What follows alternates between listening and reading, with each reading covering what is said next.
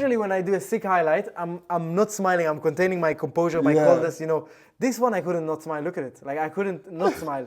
Look, I was like full smiling. I was so happy, man. But at what point did you know I'm probably going to be able to go somewhere else? Like, or was that not even on your mind? Flame, this sounds bad. Back to normal, Flames. We can do that, of course. Thanks, mate. Lol. And then it's 2021, March 26th. So.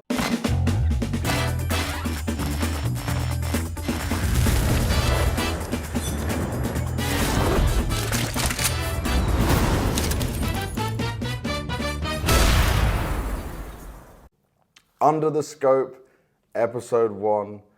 We got FlameZ, bomb, under. He's ready. Under the Scope, he's there, he's ready.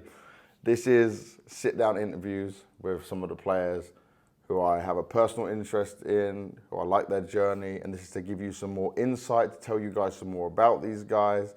And we're starting with a 19-year-old Israeli player who came up in an interesting way. You got a whole different story to so many players. So the thing I want to start off with, obviously we know you played CS with your brother. He's a little bit older than you. How many years older than you? 6 years. 6 years older than you. So it's quite a big age gap between you guys. You became obviously the superstar of the family. But when did you start playing CS? You played through him? Well, there is an older brother in the family. Oh, there's another brother? Yeah, there's another brother. And okay. He started the CS in the family, but he was like 1.6, source, condition 0. My man, I like this guy. Everything was like, you know, everything. What's his nickname? Why, it was like Crime. His name was Crime, but it's not like you type Crime. It was Khryme, something like that. And he started playing CS 1.6. Yep. And then I think my other, like I wasn't born at that time. Like I think I was like, he was 9 when I was born, and Chushan was 6 years old. And then I was like, you know, I came to the family basically 7, 6 years old. And then I started seeing them playing 1.6, and my brother was playing like loads of, you know, back then I think it was like gutters, MRC, you know, like whatever there was, like Israeli scene. And then at some point, like I remember just, you know, there was nothing to do because we were like in a small town, far away from like social life and stuff. And so then where you were in Israel wasn't like a major city? No, it's not a major, like I was born in like a big city, and then we moved, like my mom and my father wanted to move to my, like to the grandfather area, which is like 20 minutes away, but it was like a small village. And there was like maybe 2 kids my age, and they were like very religious, and I didn't find myself within that. Yeah. And then slowly I just watched my brother playing 1.6, and then I asked for like a PC. I got a PC, then I started playing loads. What age did you get the PC? I think 9 or 10. But I think... Lucky. Yeah, not your generation, like 40, 50 years ago. No, but my big brother had a PC, and then he went to army, because in Israel it's mandatory, and then I took his PC basically. And then... So you got the hand-me-down PC? Yeah, I got Most brothers get hand-me-down clothes, you got a hand-me-down both, PC. I got both, man. It was like a laptop, it was like a... I don't remember, Alienware laptop, man, that was so like... It was so old times, man. It was ages ago, but... Like, I basically started playing off them. Like, I really liked the game, the people that they were talking with, and then I just kept doing that. I love that. So, you get hand-me-down PC, you're playing CS from, what age did you remember first playing? I don't know if, certainly what number, but I think it was around 6, 7 that, like, you know, my brother used to go to school. Yep. I used to tell my mom, yo, mom, I'm very sick today, and then I would play all morning, like, no one was home, so I'd play the PC. I think 6, 7, 1.6, yeah. Okay, that's nice. So, were your parents like, they understand gaming, they were fine with it, or were they more like, no, you should be school? How was your parents' attitude towards gaming? Well, there was few things, like there was 2 things that were like the big factors. Like, so, first of all, it was, my mom was, she was very like against gaming. Like not against gaming, but we were just a lot of time in the PC, right? And it's not so healthy, and like obviously I understand it now. And it was that, like we didn't get to see so many people, and it's very worrying for a parent to see like the children not getting any social life in his like experience. Yeah. But the other thing was that my father was disabled, and then so it was basically like he wasn't doing so much. Right? He was at home a lot of the time. He was with us, with the kids, and then at some point in our life, like my father started going to the hospital a lot, and then it used to be good for my mom, but she wouldn't like. She wouldn't say it to us, but after a few years, like not long ago, she told me that back then she was like a long time with my father in like hospital, you know, this treatment, and we were home and playing video games, and she knew it.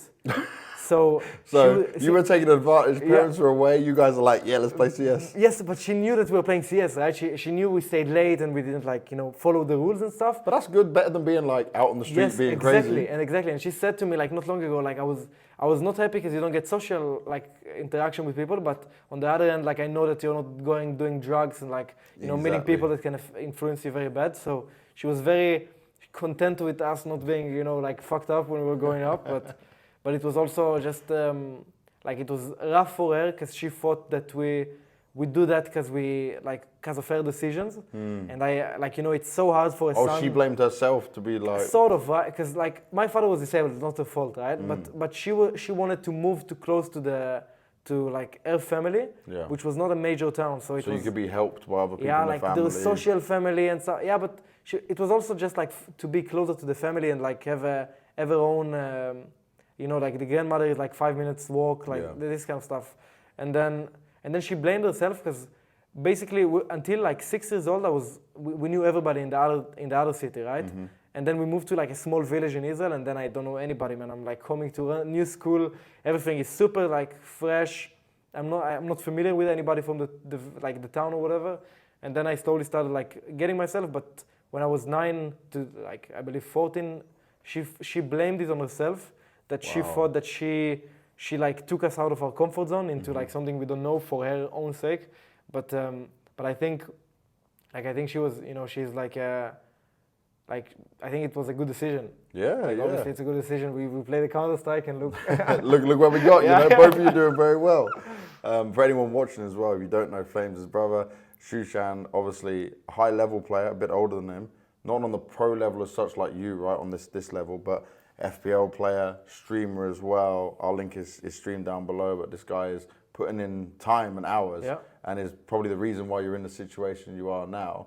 I want to just ask, if it's fine for me to ask as well, when you say your dad's disabled, like he was not able to work, you know, what was his... Well, I'll just say a story, right? So before I was born, or like, I'm not sure, 2004, I'm born 2003. And he's God damn, I'm born 1990. Oh, God. Collapsing, man. Yeah, thanks, mate. Just a reminder. And then 2004, he was working in a car garage, or I don't know how to say it, like a warehouse, you know, fixing cars, basically. Yeah, mechanic. Mechanic.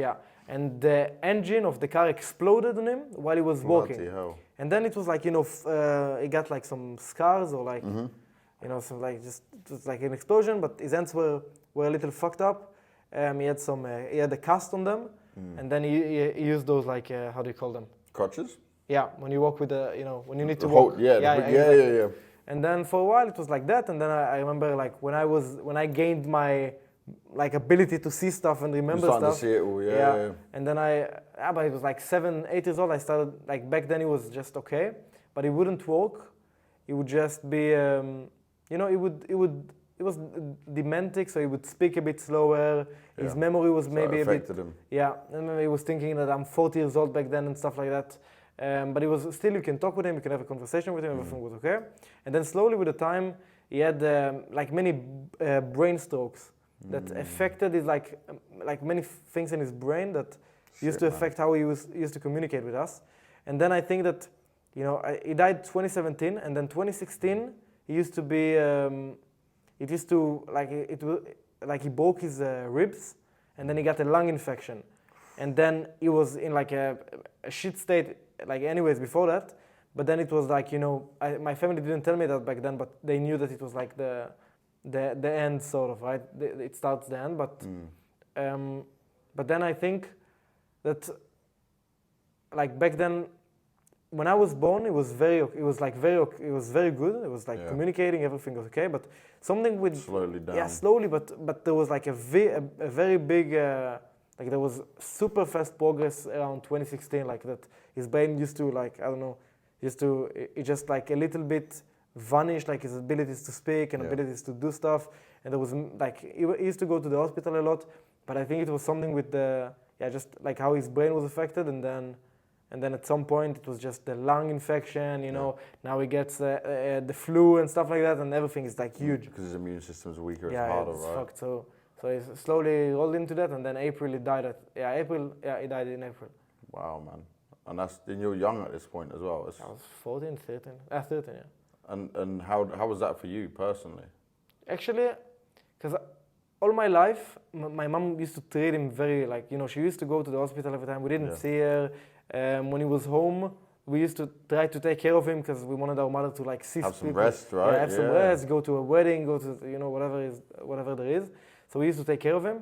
And in my religion, when the father dies, or like when a certain guy dies, you believe in like heaven, like it's for the greater good. God has it on him, So when he died, I was like very relieved. Like I felt a relief because I was like, now we can, like, everybody in the family can now focus on himself sort of more.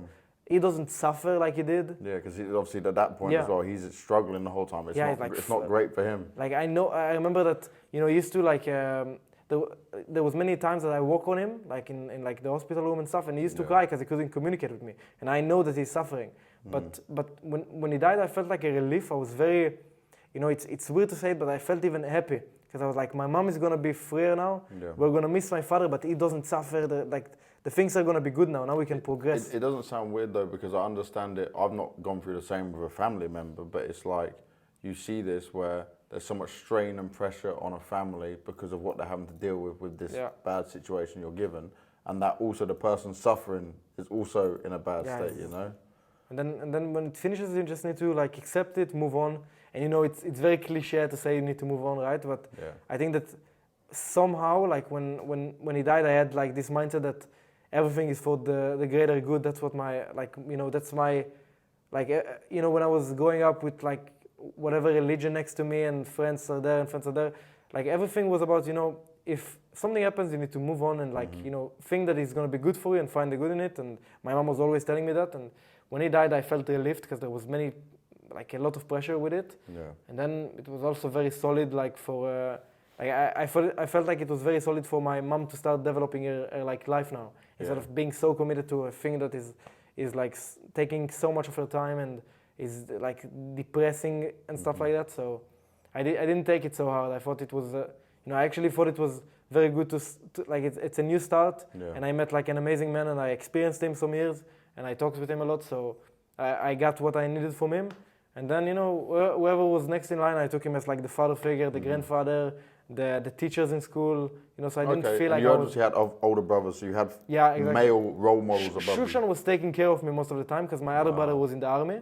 But Shushan was like sort of my father back then. He used to take care of the home stuff, if the light bulb is fucked, he's taking care of that. If the PC is fucked, he's on it. Brother, there's no lights. Yeah, okay, you do that. Yeah, but he knew how to do that. I was like scared he's gonna get like. You don't want to get electrocuted. Yeah, I was so scared, man. It was like, whenever he went on a school vacation, I was like, fuck, man. Now I need to fix that shit. I need to look after myself. I need to go on the ladder, man.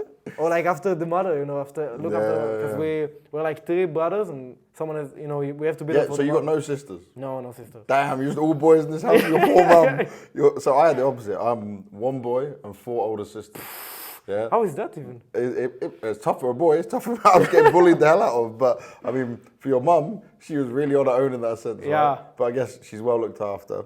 One thing that is interesting learning about this with you is that obviously it makes you very strong, but you have good relationship with your brothers, which makes sense into your Counter-Strike career.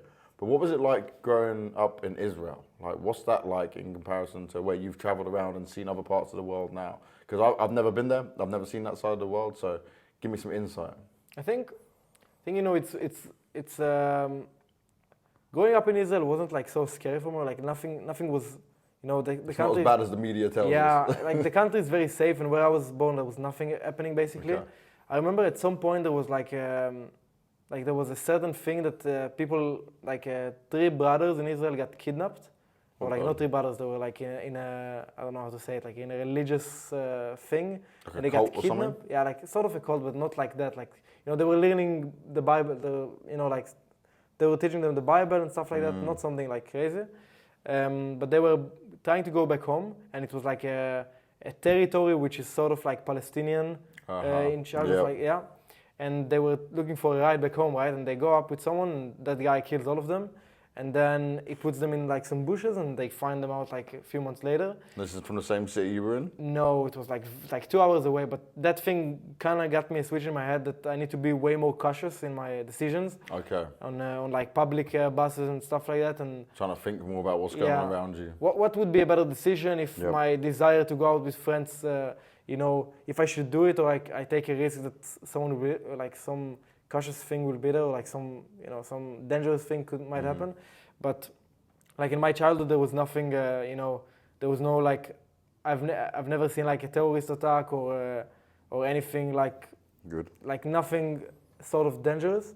I just was always trying to be cautious with, when I go up on taxis and like sort of not be not going into political conversations with people that I have no idea who they are. Because you never know what they're going to be, what side they're on, right? And it can get very dangerous. I mean, or like what was in their like morning thing, and then like what happened to them in the morning? Maybe their wife fought with them and they have this switch in their head. Like I was trying to be cautious of that. But compared to the other side of the world, like let's say Denmark, when I was there like 25 times this year. It's like your second home. It's like the RMR, blast. And like it looks very chill, they're not, like every time I walk with someone or like, I remember Spinks used to tell me that whenever we came to hotels outside of Israel, we used to like lock the doors. We used to like, completely shut the doors, the other thing, I never do that, bro. Yeah. And then I used to be like, it's normal, right? And then I talked to my teammates about it. And like, I remember one time Neofrag tried to open the door and he couldn't because I locked it. And he was like, wait, so you shared a room, right? But I forgot about him, right? And then he was like, he's not sleeping that night. What the fuck are you closing the door? What's gonna happen to you? Do you think so? And I was like, man, I don't know. It's just like an instinct. It's like habit, right? You just go, cool, lock done, no problem. And he was so like, what the fuck are you doing? So, dude, I only lock the door like that when I'm like going for a shower or toilet, Really? Oh, so the cleaner won't I don't want to clean the comedy while I'm like mid taking a shit. It's so weird. So many countries, like in America, they clean it like 6 p.m. Bro, these cleaners are out here now, right now. It's just like 10 p.m. And they're cleaning it. Like I go, yesterday I'm like 17, I'm back like at the hotel after we played against Mouse, and I'm like, what the fuck, who's knocking at the fucking door now, man? And then I check, towels. And I'm like, okay, towels. Sure, give me some fresh towels. Why not? But they're always there, man. Okay, so Israel, obviously, you were learning how to deal with what situation you're in and where you live. This very sad situation with your dad as well. You started playing Counter-Strike real young. At what point did you know? Because if I look at like, it's XDT, Finest, right? These Israeli teams you're playing on, right? It was old for you, but it's not actually that long in Counter-Strike life. 2017, 18. You see, not that long ago. Him keeps mentioning his age things. I was 14 back then. Right? 14, he's 19 now. Oh, such a big gap, well, it's not that big. But I mean, it feels like a long time ago for you, but how did you know, or who told you, or who gave you the impression that like, you could go further? Like you could did you ever know? Was it just like, I'm just playing? I don't think I ever knew. I always said that, you always go on interviews on like, like the broadcast and stuff, and you say like, it was my thing and stuff, but I never knew it. I never knew that I wanted, but I think... Oh, so you didn't actually, so it wasn't even like a dream or goal thing of like, I want to do this. I just really enjoyed playing the game. It was like sort of escaping what was at home, but it was like a very fun escaping because you used to meet new people on TeamSpeak and every day and stuff like that, so... but I think 2017, like Nerds, he was a big figure in Israel. He was like, everybody wanted to play with this guy. And I really wanted to play with him as well. It was very nice. And he's older than you. By the way, this is wild. For anyone who doesn't realize this, you may start hearing about Nerds now, and you heard about Flames first, for example. But Nerds is older. Nerds is 23? 23, 24, 23, I think. But he created the Israeli scene. Like he was, since 2014, 2015, where like people started playing CS in Israel, he was the best player. So your brother wasn't like the founder of like Israeli CS, it was more him?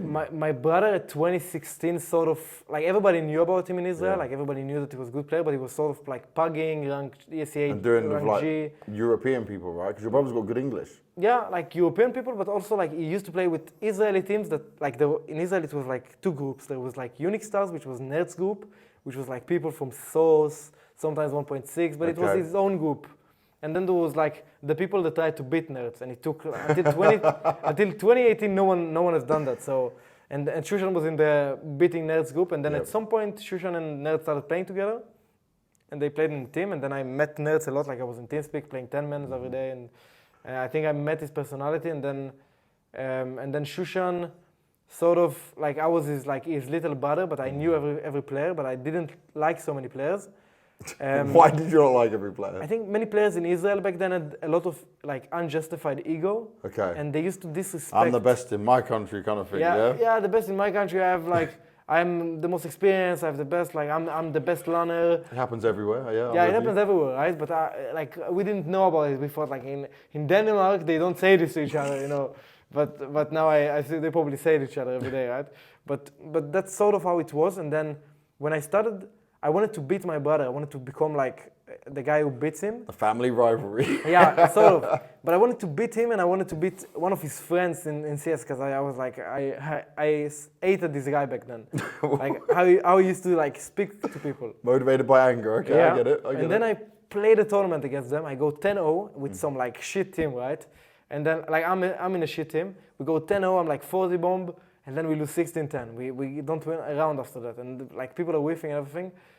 And then how did you go from 10-0 40 bomb to 16-10? You don't want to know that. I don't even remember. It was something with Famas. Didn't happen. Yeah, something in my back, in my back of my life. We ignore that. Yeah, but this game, it triggered me to like start playing more and see where I can go. And the motivation, okay. Yeah, but I always really liked people, so I always liked to join teams. So even if I was like, you know, level 10 on Faceit, and the level 5s offered me a team, I would join them because I like to be with people always, like around me. And then I would join on a team, tournament. And then at some point, it was like there was a LAN in Israel and I played it. It was 2017, December 2017. Yeah. And Shushan sorted me out with a team in Israel that like experienced players from Israel.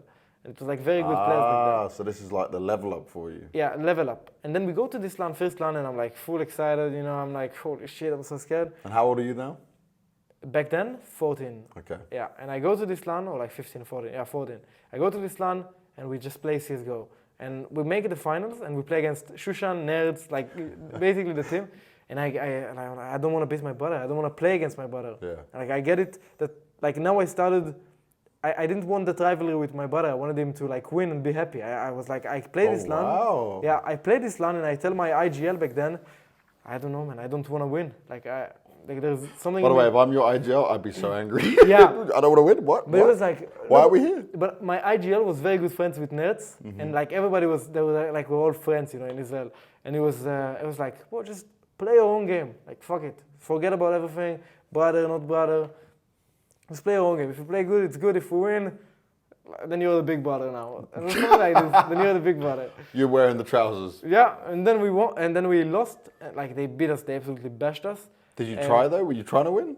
Like I was trying to win, but it was like, you know, we came at like 7 a.m. and it was like 2 a.m. the final. So 7 a.m. we came 7 a.m. in the morning, right? This was like some you know, local LANs, you know, it's not like a stage game. You're at 7 a.m. Yeah, you come 7 a.m. first. None of you are waking up at 7 a.m. I can't believe that for a second. No, but we wake up 5 a.m. Yeah, but we used to go 4 a.m. We used to go to to sleep in my auntie's house because she lives close to the train. Yeah. Train to Tel Aviv, 2 hours sleeping in the train, and then you get like 4 or 5 hours of sleep in the night. Oh my God. And then you get there, and everybody used to gather like in his own time, and it was like before you've even played the game, you're like, yeah. What time is it? No, what day is it? but imagine first LANs, you get adrenaline, like you don't give So you're hyped excited, up. like you sleep 1 hour, but Some you're energy like, drink, right? And you're just like, yeah. yeah, you're full like you're on roids, man. You know, like you just want to play the game, man. And we come there, and I set up, and I see like players that I've met and known for like years, and I never said hello to them in real life.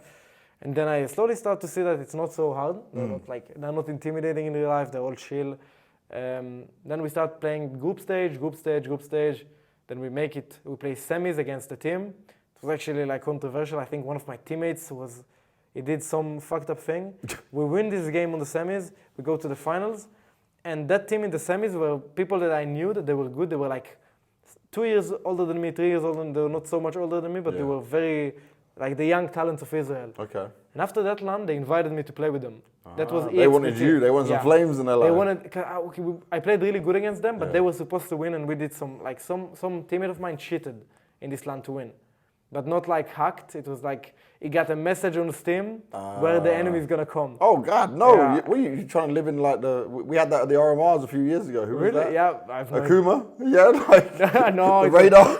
It was but we had like what happened in Israel. It was that one of my teammates was very good friends with the guy that played the finals. And the guy that played the finals, they insta-qualified. And then he went behind the other team and basically sent a message, they are coming B. And then you see on the stream, all our team running to B side, like something like that. And then we won the game, but we didn't know about back then. After it started popping, and I said, did you actually cheat? And everything was sorted. But it wasn't It's not great, not great, but people started fighting him, but everybody in then became friends. Like in Israel, everybody is chill with each other. Everyone's cool, Everybody's nice. cool. There was no fights and stuff like that. And everybody was also like a kid, so nothing. So help me understand how big the Israeli scene is, because right now it's so small, man. Yeah, but you say so small. You've got Spinks who just won a major. Yeah. You've got you who's been competing in Tier 1 for a while. Nertz is now in Tier 1 as well. Yeah. Xershan's gone from the Academy League through to being on Tier 1. True, actually. If you compare that to some other regions, look at UK. Okay, Into the Breach did well now. But if you look at UK in comparison, it's not. Thomas. Yeah, but that's it. What? Yeah. You know? So Israel's doing pretty good. Yeah, Israel is. But I mean, when I say scene, right now there is 10 players and 4 of them are in Tier 1. Yeah. And back then it was 40 players and none of them are in Tier 1. But I would say that, Bui?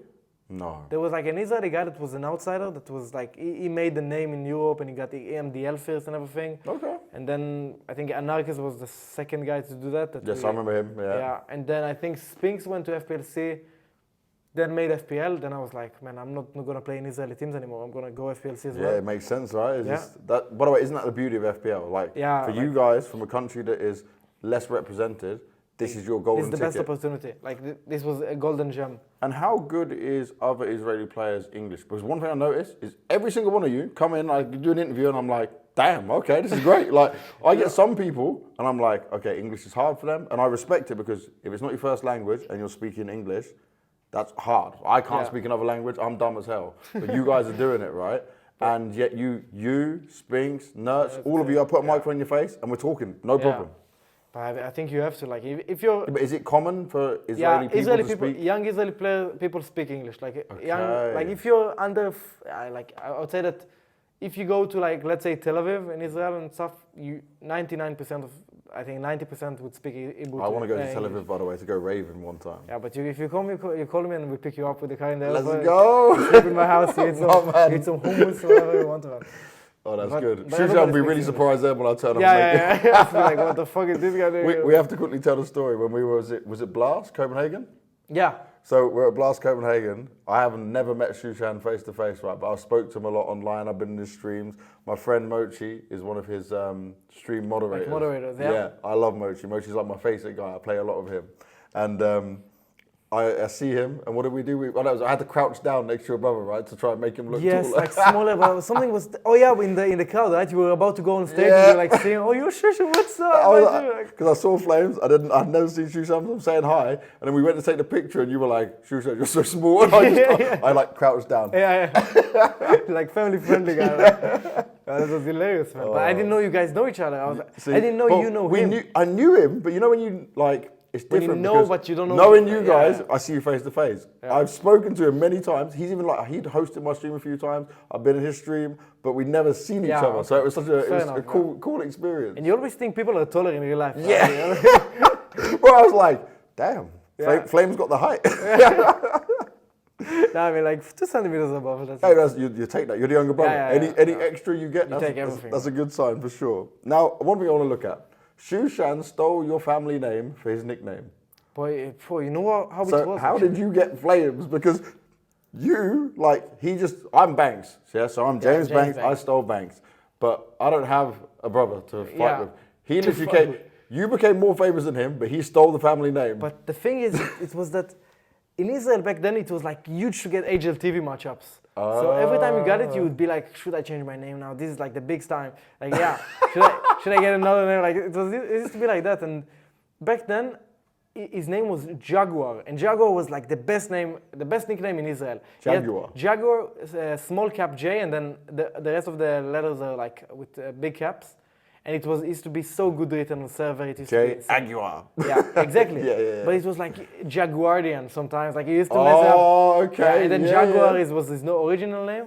And then before his first HLTV match, he was he comes to, we talk in the room, and he's like, maybe I go Shushan. That's our last name, That's memories.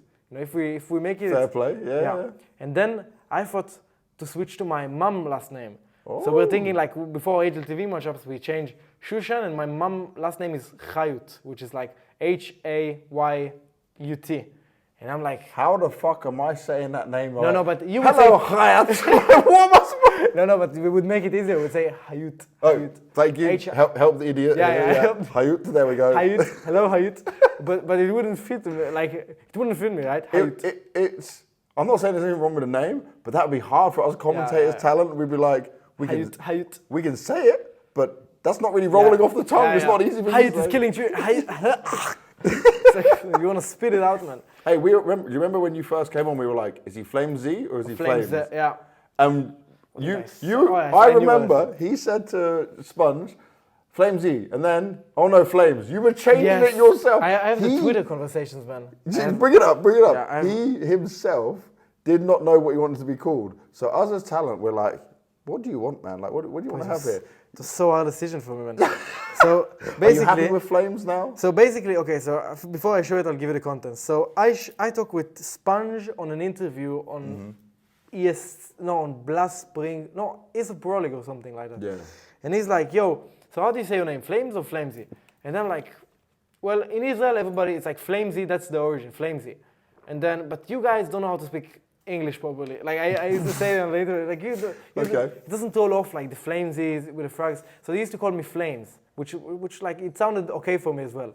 But FlameZ was the origin. And then I'm like, and then I hear on like one of the podcasts I hear they say FlameZ, because that's what I told them to say. And then I hear it, and my big brother says like, "This is horrendous, man. This is like horrific." This doesn't sound good. You cannot say FlameZ like we do it. And then I message basically, I'll show it to the camera, but hey, FlameZ sounds bad. Back to normal, Flames. We can do that, of course. Thanks, mate. Lol. And then it's 2021 March 26th. So and then I'm like, okay, now they go off Flames, and then I had an interview. But you told me the very first time you were like FlameZ, so I just kept calling you FlameZ, and now we're just Flames all the time. So. But you were casting back then in online tournaments. You were casting on like Blast and stuff like that, and there was an interview with Blast then, and it was Pimp, and Pimp always like his interviews are hilarious for me. Like I used to listen to him, and I don't know what he says, this guy, and then it was Freya, you, and him, and then Pimp is like, how do you call him, man? And then I'm like, man. Like, I don't want this question anymore in my life. By the way, you know when that was? So Freya, because of COVID, was stuck in the UK. I was desk hosting. It was me, Pimp, Maniac, and Freya was doing interviews at home. And that's because Freya had said one name for you. We're confused. We get you on the desk and we're like, what do we call him? The ESL was FlameZ, that's Flames. And then I came to Sponge on I Am Fall, and I told him, look, call me Flames. Pimp, call me Flames. Everybody call me Flames. Flames is done. And if I play really good, call me FlameZ. Okay? So he's Flames, but if he's popping off, FlameZ. Yeah, but they forgot it. They fucking forgot it. These people. All right, so what would you consider as your first team where you started to feel like you were a top tier player or professional player? Where in your mind is that? Because some people will say maybe it's when you went to Endpoint. Some people will say when it was on your finest. Like, where was it that you consider I made it to a professional level? I think back then it was okay. So I qualified to FPLC, and then there was a team called Tiki Takan, which was like a Pug, Face It Pug, IBAN, Spinks, Jury, like FPLC players, everybody. Just mixed together. Yeah, mixed together. And we used to own alternate attacks, send them home, like these guys, tier 2, like we used to farm them. Yeah. And then I was thinking to myself, like back then, and then right after that, Spinks went to Contact. I remember, yeah. Spinks went to Contact, but Spinks declined the Endpoint offer. So it was Endpoint wanted Spinks and Contact wanted Spinks. And then Spinks was like, yo, I remember Neil, Neil Murphy, remember? Yeah. Neil was like... I played 1.6 at LAN against Neil Murphy. Really? Yes. Irish, man. By the way, every time he used to get kills and stuff, right, we'd be at LAN, and by the whole screamed to each other. Think of this room, this is about as big as our LAN was, and he'd be like, when he killed you, see ya! Sit the fuck down! The whole time. Shout out to Neil, working on Face It now. I love Neil, and obviously, this is a long, long time ago, so he's a funny dude, man. Yeah, he's hilarious, man. And but he used to be the Contact coach, and he told the Endpoint coach, look, and they're all friends, right? They're all British people, the Irish people, this is fucking... We are all just one. Yeah, just all one, unless it's football. Yeah, no. Soccer. No, football, actually. Because in America you say soccer, so I'm local. You know, I'm localizing myself. Americans don't know what they're talking about. Yeah, sure. Chips, fries. But okay. So You are more British, mate. You are I'm basically British. Daniel. Yeah. There we go. So Neil, Daniel Jackson. it's hilarious this guy, man. But I lost the accent a little bit, man. Too many like Czech. Spend some more time with me, you'll be fine. Yeah, true. Neil Murphy messages the Endpoint coach, look, if you want to get Spinks, good luck, because we're getting Spinks. Neil was like, Neil is like, he's cocky we're getting with Spinks. Contract can pay more money, like they can offer more, so, like a bigger home, the players are more solidified in the scene. And then I remember Neil used to tell me that he wanted me to contact. They wanted like the Israeli dude to come into contact. But I had some issues. Like I remember I had army coming up, so they didn't want to take the risk. So like 1 year I'm gonna go to army, and no one wanted that risk to be happening. Yep. And then it was like, okay, message Endpoint, you can take this guy. And then we were playing in mix, and I was playing in Singularity after that. Singularity was a Danish roster. But you didn't play much for them. It was very short. Yeah, like 1 month. Like just 1 month, like just official tournaments. And I remember the owner back then of Singularity. They were like, Etle, yeah. He's so good guy, such a good guy. Long hair guy, nice and fun. I don't know how he looks like, but Never met him. never met him, but he was such a nice guy. Honestly, whenever we saw him at LAN and stuff, he was always just that passionate Yeah. owner, manager, but like he just likes CS. That's why he was He in it. really loves it, man. That was all passionate. And he offered me a contract, and he was like, look, in this team, like I see that this is a team for you to step up from. So I'm gonna offer you a salary, so you feel like comfortable to get, like you get paid, but it's not gonna be a long contract, and your buyout is gonna be very small because you're in a position to get a better team. So he didn't even try like To some of these orgs would have like, cool, we'll put a massive buyout on him, and then he's like, we're gonna make some money off this kid. Yeah. Shout out to him. And he used to tell me honestly, look, I'm gonna try to help you. I'm gonna be the nicest I can to you, but obviously Did you have an agent at this point or not? No, I wasn't. No, I didn't have an agency. I was very. By the way, how lucky are you if you're thinking about that? Because so many people would have screwed you over. But I was always very cautious with that. Like I was always scared to sign contracts, but I also had like. Who helped you with it at that time? At that time, yeah, but that's the thing that I was talking with many agents, and I used to like try to throw them off. So I used to try to like, I messaged this agent, and I used to tell him, yo, this agent is telling me this thing, and like, what do you think about this contract and stuff like that? You're playing 4D chess here. Yeah, I was trying to like, because I was very scared to sign with them, but they're all very genuine people. Like I felt like, like obviously right now I'm signed with Jerome in Prodigy. Yep. But back then I was very scared because I was like 17, and I thought that everybody's gonna try to scam me. The agents, everybody. I thought I was super. By the way, cautious. I would rather some players have your attitude than just like, oh yes, I'll sign here, because you need to find the right people for you. It's very hard, man. You can't just be like, this agency is big and they got these players and sign. It's what they're going to do for every single player. So you're well done, mate. Well done. But I was very scared back then. Then I said to myself, okay, like I'm just not gonna do anything right now. I told that guy, look, like it goes very well in the team, but let's wait. Let's keep playing the official games because I loved it. Like seeing Singularity, Danish roster. I started learning some Danish with them. It was very fun players. And then I see the Endpoint coach follows me, adds me to Steam. This was Ross at the time, right? Yeah. I remember Ross. And I love it, man. I was He's like, a great guy. Yes. I was at home. I ran to my brother's room. Let's fucking go. Let's fucking go. Look who added me. So you were excited. Because I loved Endpoint. I used to be like watching Thomas Demos because he was owning me in FPLC, and I was like, he's so good. And now I'm gonna switch him. Like I was very happy with it. I saw him adding me to Steam. I come up, I accept him. And I'm very impatient when it comes to that. So I'm like, You're still impatient now. Like I know you're impatient now. I want to do it ASAP, man. And he messages me, like I don't message him because I know that I don't want to look like the guy. Just to be clear, I'm gonna say this to the camera for everyone at home. I messaged FlameZ about this interview. Within 5 minutes of sending him the message, he was down at my room knocking on the door. We were ready. He was just gone. Yeah, as soon as you can, man. You just sort it out fast, and then you have the free day. But with us, that's the thing, right? Because when you do business, and you do it, you know like how to do that stuff. You don't want to like if someone tells you like look, or like you think someone comes with you with an offer, you don't want to be that little annoying obsessed kid that like chases him. Do this, give me this. Let's go. Yeah, you gotta. Yeah, you chill, you wait for him to propose it, and that's how I did it. Like I didn't do anything, but I was like, man, can this fucking guy message me? I used to play, and I used to like, minimize the overlay to see if he's like typing anything. And then after like 2 hours, 3 hours, he messages me. It's like 1 a.m. in the night. You know, in English time, it was like 23. Okay, yeah. So in Israel, 2 hours ahead, yeah. And then he messages me, yo, we looked into your profile. We saw your games. We think you're very good. Like, whenever you're up, let's if we can have a chat, if you're interested, like, let's hear about it. I'm like, yo, ASAP, man, whenever Let's you're up. He's like, are you ready now? I'm like, yeah. I come to TeamSpeak at like 1 a.m. my time. I see Crucial, Max, and Ross. And I'm like thinking, you know, like, I remember back when I played ESEA, English people were very toxic. I used to block all of them. Can't argue with him. Cannot argue with him. Yeah, I'm with you. Like, people just hate you, man, for nothing. Like, but I had 12-year-old voice, so you know, they were like hating on it, man. And I was like, man, hopefully this Mighty Max guy isn't the same. And hopefully, you know. Did you see the flag? Oh, fuck yeah, no, it's gonna be terrible. Man, these English people, hopefully they don't hit me like a truck now. And then I go into TeamSpeak, I talk with them, and they ask me like, you know, what roles do you want to play? What what's your like vision in CS? And then they ask me like, I don't remember what they asked me. But back then, what happened was that we started talking with them. I started talking with them. And then I didn't have a PC. I had like 80 FPS, 90 FPS, and I was in FPLC. And I had 144 Hz, when everybody used to have, you know, 240s, good PCs.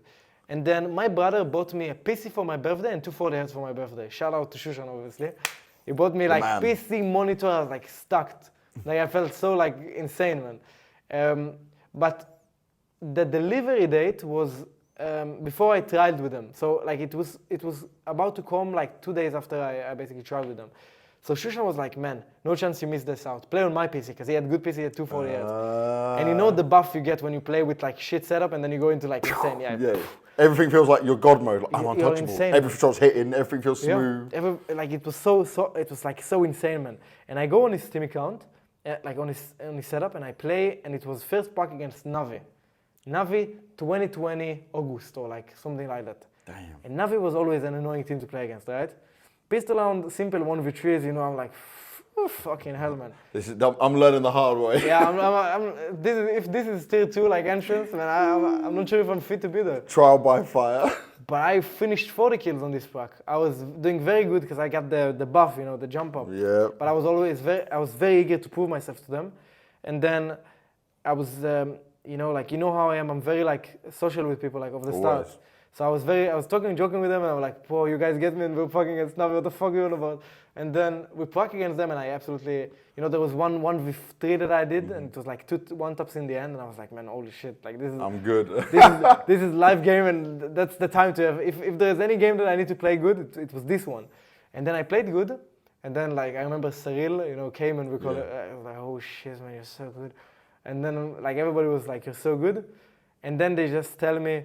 Like Ross was like, he's a very smart guy when it comes to finances, contracts, you know, like he sorted my contract out, and basically the players came to me and they were like, we think you're very good, you're our level, you don't need to prove yourself to us, so you're going to be on the same contract as us. And from the start. Yes, from the start. Is this the point where we say like Endpoint's your first real property? Yeah, they're the first contract I signed. But you had a contract with Singularity, but it was just... No, I didn't sign it. It was just the offer is there. I got the draft contract. But Endpoint are the first one to offer. To be clear, you didn't have a salary on Finest? On Finest? No, we didn't have a salary. It was, but on Finest, we knew the CEO was our friend, and he paid for our flights if we go to tournaments and stuff. So he's looking after you still, but it's just... And back then we didn't give a fuck. So Endpoint's the real deal at this point? Endpoint, yeah, and like... And how old are you? You're 16? 17 back then, yeah. I couldn't sign the contract. I was like, I have to get my mom. My mom was like, Mom, please. My mom was so scared, man. She was like, because now it's not just you, it's her as well. Yeah, she has to sign that thing that she doesn't know anything. It's like 7, I don't know how many pages it was. And then it's like, man. Is it all in English as well? All in English as well. Is your mom good with English or? Yeah, she can read. She can speak and read. But okay, good. Yeah, so she's like. Otherwise, she's just like, yes. But I tell my mom, look. It's an opportunity, and my Shushan obviously knows that, but my big brother is like, man, no chance you're going to get paid to play, they're going to scam you. Your older brother. Yeah, my older brother is like full stressed out, man. But eventually, like, I'm telling you, like, Mom, look, this is my dream. If I fuck up, that's my, you know. It's my mistake. It's my mistake, and trust me, as long as it doesn't kill me, I got it. And then she's like signing it, you know, unhappily signing it, like, fuck. Oh, she even Please no, don't let this be the end. man, don't let it be the end. But she also signs it like not how she wouldn't sign it. I don't think she signed it like normally how she would sign. So just in case, you know. I can get out of this. It wasn't my signature. Yeah, it's only like that. But she told me like, look, I will sign it. I trust you. I trust Shushan, and go for it. And I signed with Endpoint. And like Endpoint were amazing players, amazing org. Yeah. You know, like there is Pete and Adam, were they're the CEOs, and they basically sorted my contract in one day. And then I had like a friend in Israel that was like a lawyer, and he used to fix the contract. He used to like, you know, check it all out for you. check all up, like give them there was some clauses in my contract that like in case I go to the army, I'm not obliged to play for them. And so you've signed for Endpoint, and this is where, so we're going to have to tell this part. Every time he sees me when it comes to an event, what's the first thing we say? Wagwan, you little pussy, man. And so this You expected only the Wagwan, right? Yeah, he did it. We're not bleeping that bit Yeah. out. So for anyone not understanding British culture in here, where I come from, if you come from the hood and someone says Wagwan to you, it's like, what's going on? We're cool. It's like very Jamaican saying. But then saying little pussy, I was like, you're on some beef, like you're trying to fight me. And because he spent so much time with British people. Yeah, but I'm full smiling. Wagwan, you know? Yeah, and he does this like, we've been there where ESL producers are around us, and we're about to do an interview, and he says this, and they're thinking like, what the hell? And we're just laughing and smiling and joking around with Cheers, each mate, other. cheers, mate. And even on some interviews at the end, you've given me some British slang, and I'm buckled just laughing mate, afterwards. Cheers, mate, yeah. So obviously Endpoint helps you with loving a bit of British culture, but Yeah. did you always like the UK, or what was it? Because before I joined Endpoint, I liked, I was watching like UK drill songs, and I really liked them. And then I was watching Top Boy. Oh, And then Top yes. Boy got me into the slang. And when I joined Endpoint, like first of all, they're nothing like in the like. They're not. No, Like these are. Mighty Max is like a post child, like you know. He's got a pretty good family, I think. Yeah. Yeah, he's come from well off. Yeah, and like Cyril lives in central London, like it's nothing, you know, of that sort. And they were not speaking in that slang, but they used to explain to me what it means because everybody knows. They know right? it. Yeah. You know, the guy that got me into UK slang is Mantu. Mantu speaks. Mantu's also Polish, so yeah. Yeah, Polish, but he was He's raised a Brit. in like in South London. Yes, yeah. And So- by the way, so I'm from East, which is some areas bad. South London's like the worst part of London. Yeah, like a it's, few years ago, it was also like a shithole, right? but some people would say it still is. Oh, Like, really? like if you go North London, Tottenham and stuff can be pretty bad. You get some rough housing in the estates there. West London's like posh, rich. Like Yeah, okay. they got money over there. But we've got this thing in London at the moment where everything's, they're trying to make even the bad areas good. So like some of the places that I grew up is like, the estates are bad, still stabbings, the drugs, whatever's going on there. But they're now putting, fancy- they're selling like these houses at big prices, and then rich people are buying them, and then coming to art like you're like. And then they build schools and stuff everywhere. It's all changing. It's all changing. So you like the UK culture? I really liked it, man. I loved it. You've learned about the UK culture, and then you've also been growing up in this Endpoint situation.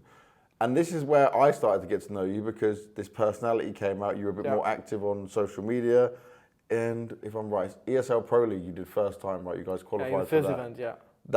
That's a big deal. Now, you guys didn't do amazing there, right? You won. You beat EG? Beat EG and Fnatic. Beat EG and Fnatic. Yeah. And this is Fnatic with like the Swedish lineup. So I think Golden was still. I'm not sure actually. I have no idea. I think it was still with the Golden lineup because this is 2020. Yeah. 2020 or Just before the JW and 2021 stuff dropped off. March. 2021 March or February.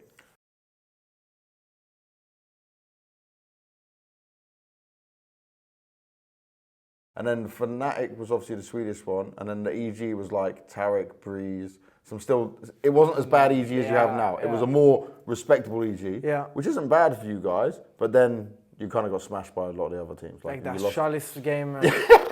You got 2-0, didn't you? Like we started the run boost thing like at some point. Yeah, we got 2-0. VP was owning us, but this group was Liquid, VP, Astralis, and back then, imagine it was like 2020. We just got back from like online era just started because COVID just entered, and you have Astralis, which they had the era, they won all the majors. Right? Yeah, COVID just started, and then you have Liquid, which was the other team that had an era, and then VP won every Flashpoint, every like fucking online tournament back then, and I was like, man, this is literally group of death, man. And then EG and Fnatic, and I thought Fnatic and EG were good back then. Yeah. But we just came and these games were zero pressure. We just had fun. So at this point, right, you're getting your feet wet into what this tier 1 level of playing is like. Well, like tier 2 is where you are because it's Endpoint, right, if we're being honest about the level. but you were regularly playing FPL, you were grinding. When we look at your game, like you were playing so much, not just in team practice as the well. only thing to do, man. And this whole time you still lived in Israel, right? So you're back at home. And did you live with your brother or were you separate at this point? Yeah, everything. We're all living together. So you're all living together. He's grinding FPL as well. He's playing. Back then it was not even FPLC, I think. Wow. Yeah, because back then, when I joined Endpoint, I just qualified to FPL. Yeah, it was. My brother bought me a PC 12 days after having FPL. I felt like such a legend, man. But your brother bought you the PC? Yeah, my brother bought me the PC. Wait, he just keeps taking wins. Yeah, he bought me the PC and the monitor and 240 Hz. And he bought me. I hope you give them some back now. You must have looked after I bought him him a PC. So there we go. Brotherly love. Man. I like that. I bought him the PC. I bought him PC like ages ago when I joined Endpoint. But it was very weird because imagine you just play Counter-Strike. Then you start getting money and you're like, man, what do I do with this thing? Like, I should save for the future. Yeah, that's what everybody said. Like, save for the future. Some people were like, invest, and then some people, whatever. Be smart, basically. Yeah. But every guy in my school was like, man, we should go out now. Should we party? Woo! Yeah, we can go get a taxi, and it costs nothing for you. Like, get a taxi. I was like, what do you mean, man? Like, but in my culture, we don't so much speak about money, so it wasn't. Like, the kids were talking about money, but the older people, well, never, man. Okay, so this point, right, we got things are going well on Endpoint, but then people are starting, like, you did not have a low rating. I'm going to look through my notes on this, right? A low what? Low rating. Yeah. So you, and my notes here, your high events back on an Endpoint, and if we're being honest, Endpoint, you were not winning games against the best teams, right? No. But you would have some success, you make it through qualifiers. 1.27 when it was the IM Beijing Open Qualifier and also the European Development Championship. They were your two highest ratings under Endpoint. But in general, you only had green. And I'm looking at, no offense to any of your other teammates, but when you guys are losing, you're one of the only players who are positive through all of that. Possibly. So it was, possibly. I know you're being, I've looked at this. I don't remember these things, man. No, but I know you don't. That's why my job is this part. So I'm looking, and it was obvious you had a talent and you were above them. But you aren't, as a person I know, you didn't have an ego, you were never big-headed on this. Oh, they were teaching me so much CS, man. But yeah, so they were teaching you, it was all working out, but at what point did you know, I'm probably going to be able to go somewhere else? Like, or was that not even on your mind? I think, back then it wasn't on my mind, I was like thinking like, I sell myself in, like, now I can have the opportunity in tier 2. But I think back then it was like Max was such a good IGL for me, and then the teammates were so nice, and Robin was so smart, and Kushal was such a good opera. Like I really enjoyed playing with them. I forgot about Robin as well. God, yeah. Yeah, like man, and the coach was like very good at social skills, and he used to like know how to explain stuff. Ross is a legend, man. Full G. Like people who don't know about Ross, he has so much good knowledge, but also he's a good coach outside of the game. Yeah, he's the best coach outside of the game I've ever had. I think. Like he's very good at like telling people what they know they should hear, but he puts like in a good way, right? Yeah, he puts a seed inside of you, and that seed is going to grow positively, and that's how it was with Ross. Rather than just pushing you down, yeah. Oh, yeah, and then he used to do that, and then I was like, man, I'm enjoying this team so much. Like they're all my friends, like compared to the tier 1 rosters or like other teams that I've tried, Endpoint was like the team that by far was like my best, that they were friends with me,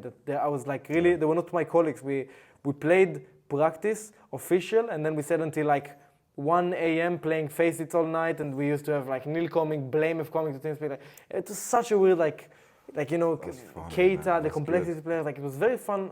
Like this time was very fun for me, and I wasn't thinking like, I'm better than them and stuff like that. But at some point, I remember that it was March or like February, and we made Pro League, we win MDL, and I had like the best stats in MDL. And then I sit with someone, I don't remember who this guy was, and there was a thing that made me think that I should be able to get it. Obo left Complexity, and Keita was always with us on TeamSpeak. And I thought to myself, this is a possible opportunity. So, like, as I played the same role as Obo, and I thought that I was good, I was a good fit for them. And back then I was thinking, like, I really want to make the tier 1 step. Yeah. But I was like, also really, I really liked Endpoint. Like, the organization was insanely good. And it's hard, right? Because you're thinking, this is great, I'm enjoying this, but what more could I do? It's and it's a hard balance, because I've been in this situation, not in Counter-Strike, but in certain things where I want to stay with my friends, but that's not the best thing for me. That's not the best individually, decision for your life, right? Yeah. Yeah, and basically that was like, man.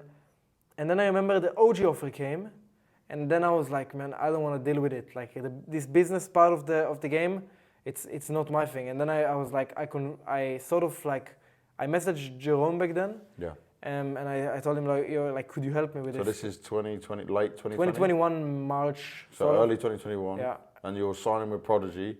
Yeah, I signed with Prodigy because I don't want that business. I Yeah, don't that want to makes negotiate sense. and stuff. You want to focus on your game. Yeah, and I knew that it wasn't going to be like Endpoint because Ross made it very clear that I'm never going to get this This treatment is not again. normal. Yeah, that I they spoke to come- many players, that doesn't happen. Yeah, like you come to business basically. But OG was also very comfortable compared to the other Hawks because it's a player-based organization. Yep. It's very chill. And I came to Jerome, yo, could you help me? Jerome, obviously, like he's, like that's his thing. Like he instantly Business, it comes makes up, sense for him, it makes like sense for yo, you. like let's go on it. Let's make it.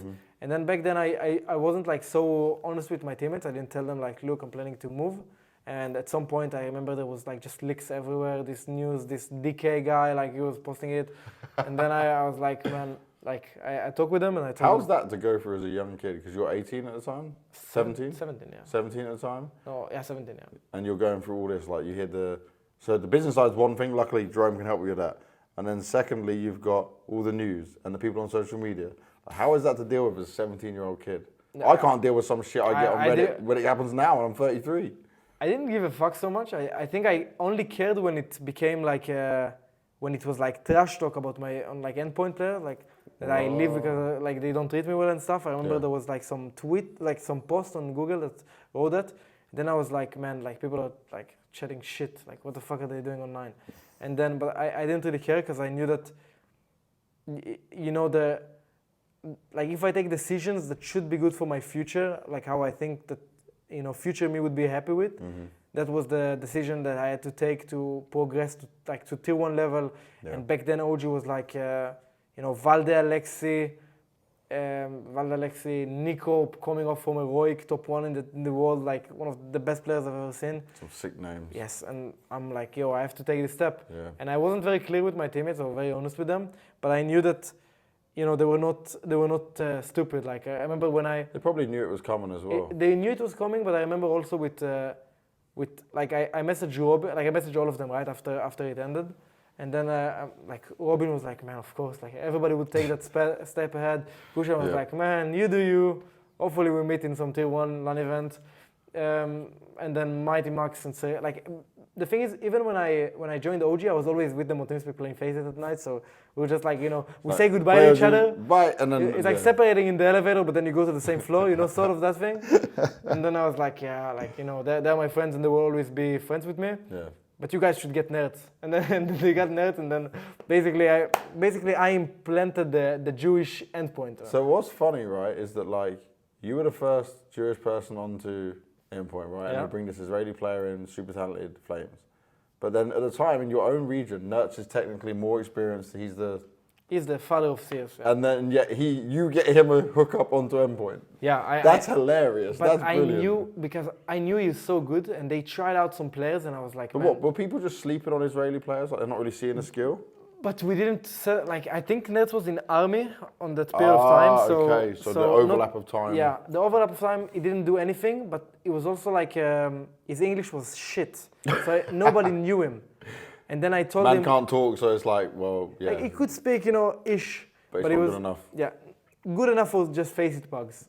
And Which then is not working for a team where communication is key. But he could speak with you some conversations. It would just be like he sounds like a stupid guy. That's what, like we know in Israel we have lisp in our accent, Yeah. and he had huge lisp. So and they wouldn't understand so much. But Nets was Because of the way you guys talk your language and then turn it into English, yeah. right? They It just come, sound, you know how I sound like when I just speak off like normally. you always come across more British anyway, so Yeah, you're fine. okay. But I think with Spinks it's a bit more obvious. yeah, Spinks obvious. Xerxes knows how to like do the. Zerjan, by the way, yeah, he's a insane different English, level. yeah. He's a different level. He's like he's been to uni or some shit for that. yeah, but he's 2004. He's 1 year younger than me. That's crazy. He's the only one in Israel that is younger. Like I think. And then, but with Nets, I knew that he's gonna be. Because I remember Endpoint because I knew I was with them on TeamSpeak. Every player they kept trying was just not the same level they expected, and it was like, you know, maybe a little snake. Some people came and they were like, man, you guys are not good enough for me. Like, you know, some people. What? Because some people were just not like They're humble desperate with for something themselves. else. Yeah, they Yeah. want the tier 1 step before they prove themselves in tier 2 and stuff like that. You have to take stepping stones. Yeah. There's not many players that get to go skyrocket to the top, Yeah. you know. And Monassi, sure, but not everyone. Yeah, but even Monassi, like if you see this guy, like Monassi and me met, we played FPL Premium League in 2017-18. And I have Monassi and as a title in Steam, Premium Player. And then Monassi joined FPLC, joined Navi Junior FPLC, but he was so good.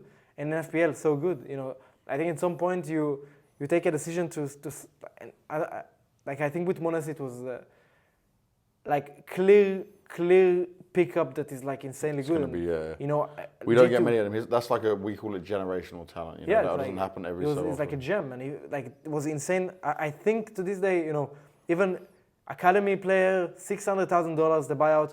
I think it's a huge, like it's a golden gem to buy. Back then, It's a G2, I think they made long-term investment. That's yeah, just a and I beautiful think G2 thing. made there. an insane decision, like good business decision.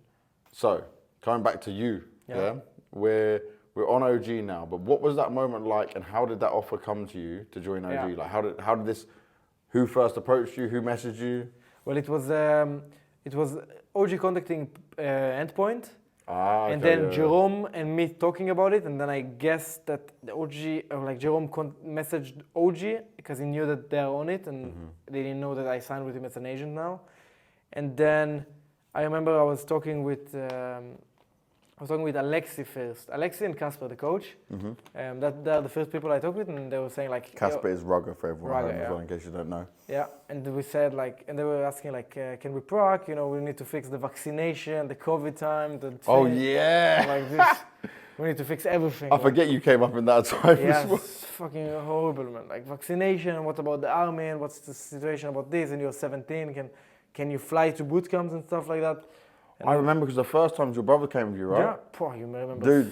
Dude, I remember everything because I was there with you. The COVID times are terrible, remember? Yeah, true. Well, remember, so we had the same hotel because you were coming to Crown Plaza, Denmark. right, yeah. Oh, I know, Adina Hotel. Adina. Adina. So we had these apartments. So basically, it's COVID times. Certain hotels aren't operating the same way. Yeah. You can't even have a breakfast. We're just about able to leave the country. It's lucky I was in Ukraine at that time because I was in UK.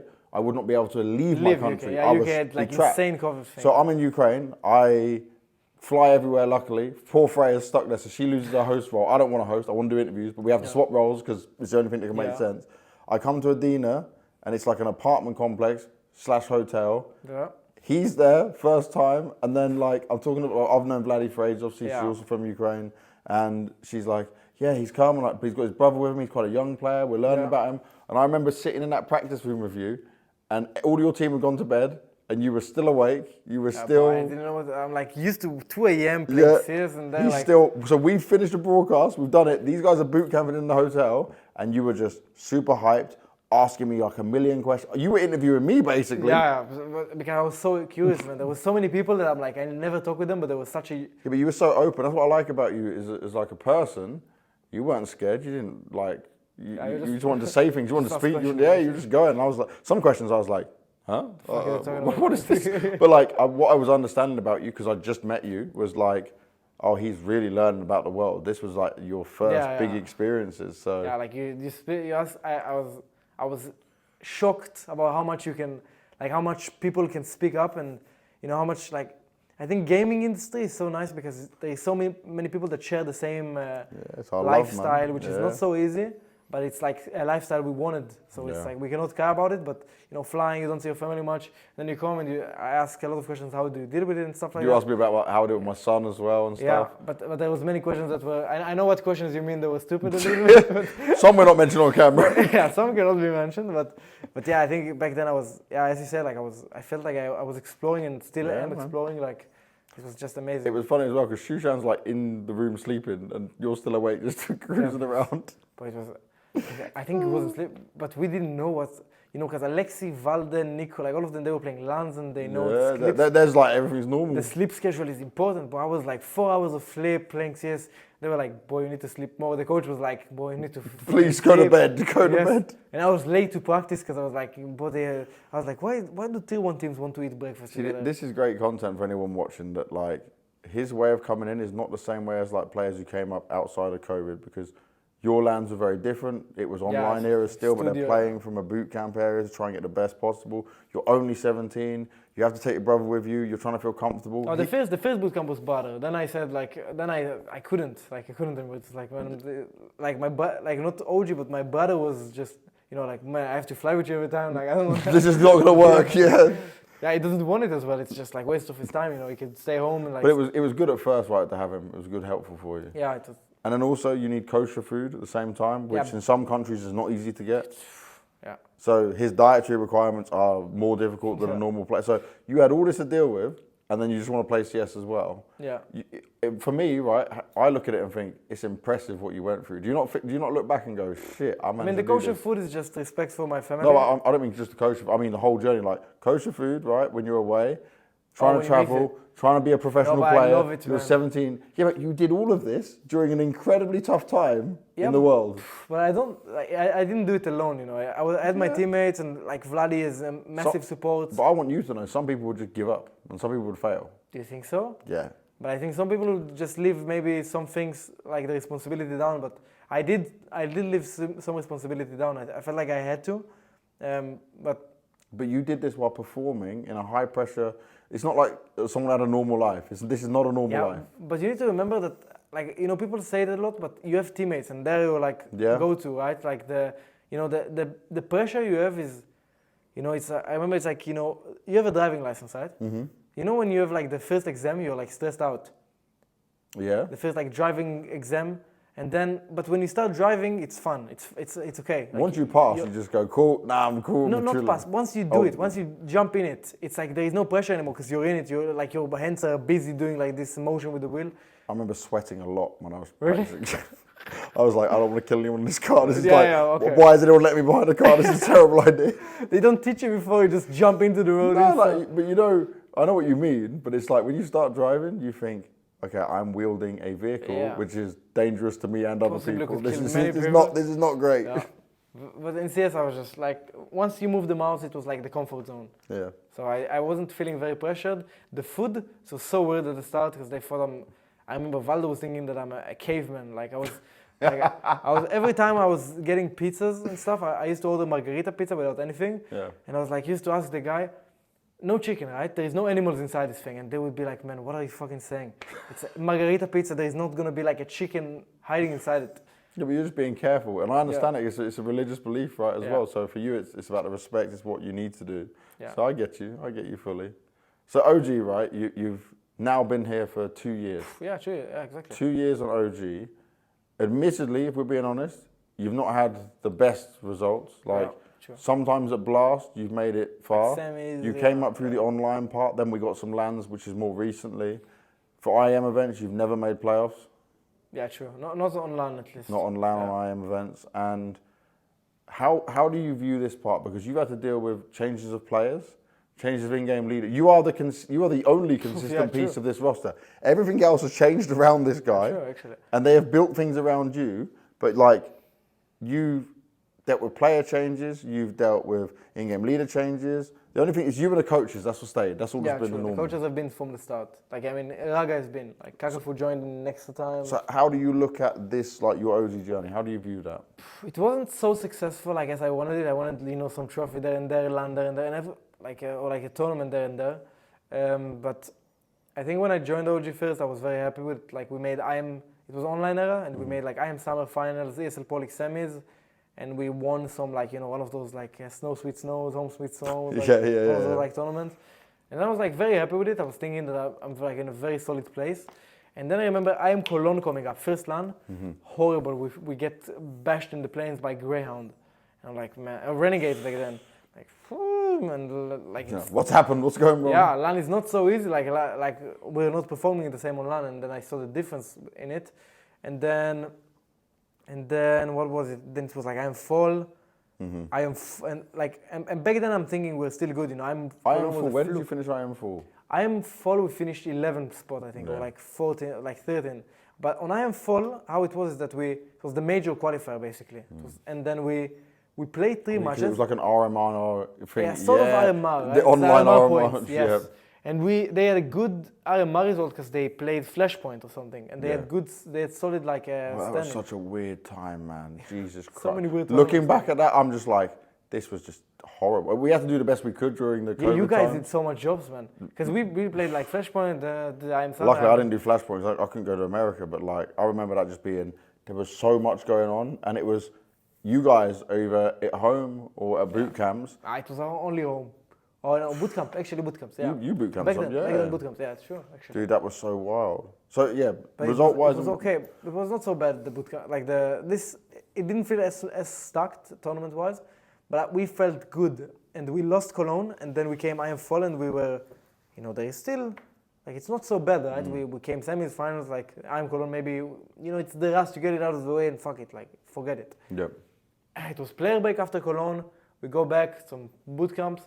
Iron Fall. We play Iron Fall, and then I think Iron Fall we go and we beat Ens first match when Ens were like solid. We beat, I was with Spinks, the first matchup, we go 40 bomb me and him against each other. We beat them, then we beat Dignitas, we beat another team.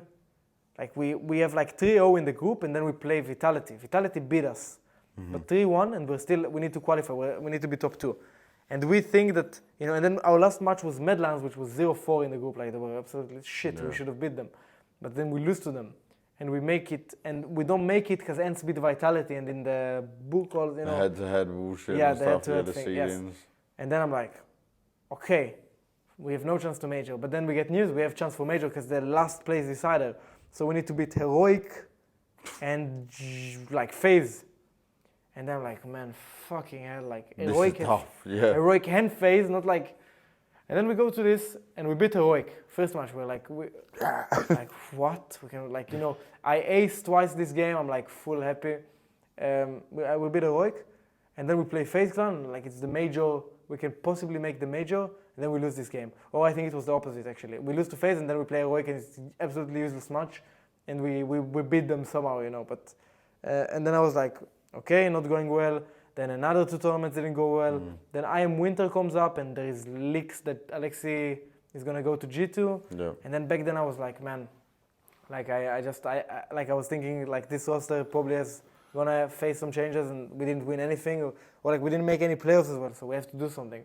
How does that feel for you as a player, right? Where obviously you're a young player, but you know a player's leaving from your team. Obviously, sometimes you don't know if it's happening. Sometimes people will tell you if they do know, but like. What's it like for being a player? You just have to accept it and you go, okay, welcome. I didn't like it back then, I was... Yeah, it's like change, right? I felt this situation like I was in Endpoint, but yeah, it feels like a change. You cannot speak about it so much, right, as well. So it's not going to be like, if there is a leak, or let's say he's in talks with G2 back then, and I'm not sure even the situation now, he cannot leak it to us because we're going to leak it to other players possibly, or like other... So it's like all just confined and yeah. Like I think the pressure is on Alexi back then, because he has to play LANs, but we don't know anything. Like he basically plays the LAN and we don't know anything. Yeah. And then but I didn't like it. It felt like a little, like back then it felt like, like we played the LAN and it wasn't feeling so good because I was like, man, if he's going to go, like I have no idea, like this doesn't feel as good. And then at some point I was like, okay, like I just need to play the game. And then we played the game, it worked well, it didn't work well, we lost to NIP with 16-6, 16-8 or something. Yeah. And I was like, yeah. And then after this tournament was another player break.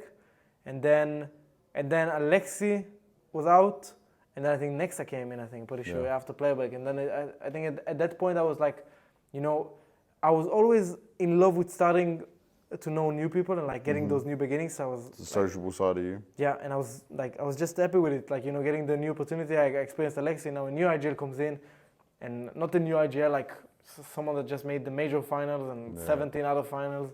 Like, he has to be a good IGL and a good So you're like, yeah, this could be great. Yeah, this could be great. Like a new IGL, and I don't remember it was only Nexa, but Kakafu came as well. Yeah. Like, the assistant coach, it was also very good.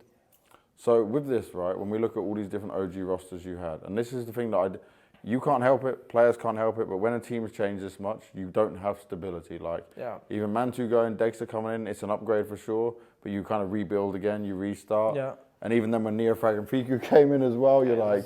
There's just up and down constantly. Yeah, but we knew it because we had next time we played good, but in the RMR we didn't make the major, and then we were like sitting at the table. So let's talk about first of all the majors? Because OG's non-success at the majors is obviously a big pain point. Yeah. How much of not making a major, not for you individually, but teams, is it like that affects decisions on what you do with a team? I The roster? think it would be huge if we didn't make the majors now.